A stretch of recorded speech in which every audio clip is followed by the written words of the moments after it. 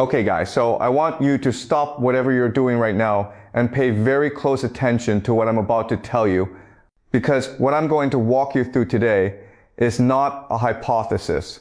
This is not a movie. This is the most likely direction that this conflict is heading.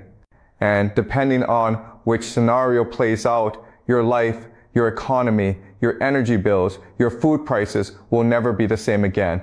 Today we're going to talk about 3 scenarios if the United States enters a full-scale war with Iran. Not airstrikes, not sanctions, not proxy conflict.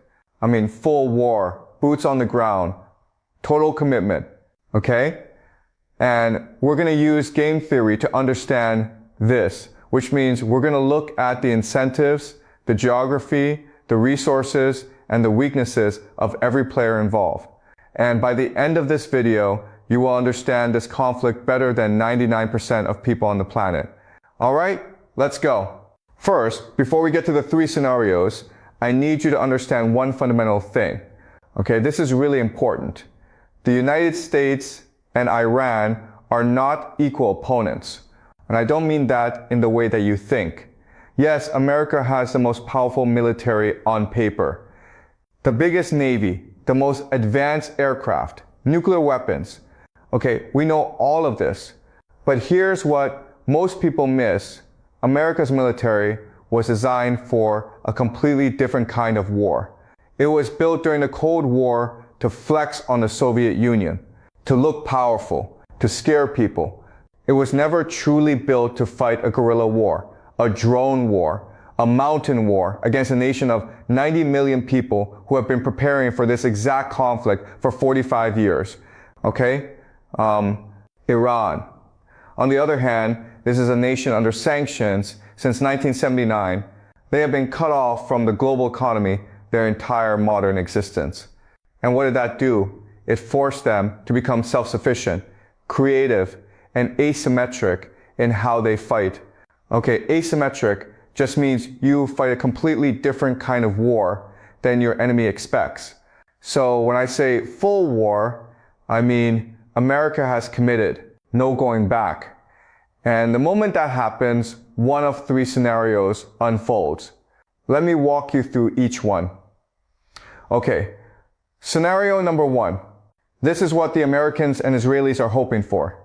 This is the best case scenario from their perspective. And I'll tell you right now, it is the least likely. Okay? So the idea here comes from something called shock and awe military doctrine. You've seen this before in Iraq in 2003. The idea is simple. You decapitate the leadership, you destroy command and control, and the population either surrenders or revolts against their own government. The body falls when you cut off the head. Okay? In this scenario, the Americans do the following. They launch massive airstrikes on Tehran. They target military infrastructure, power grids, communication towers. They use special operations forces to eliminate the remaining leadership of the Revolutionary Guard. They squeeze the population so hard that a revolution breaks out from within. The regime collapses within weeks.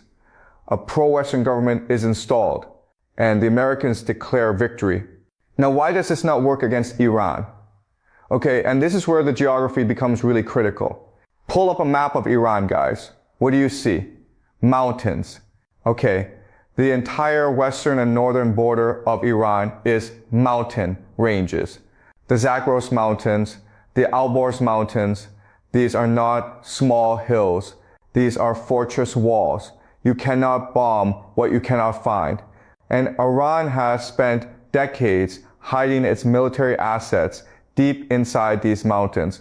Missile bases, drone factories, command bunkers, fuel storage.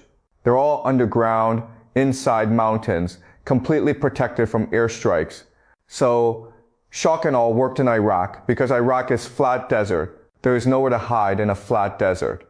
But Iran is not Iraq, okay? This is a completely different terrain and a completely different people. And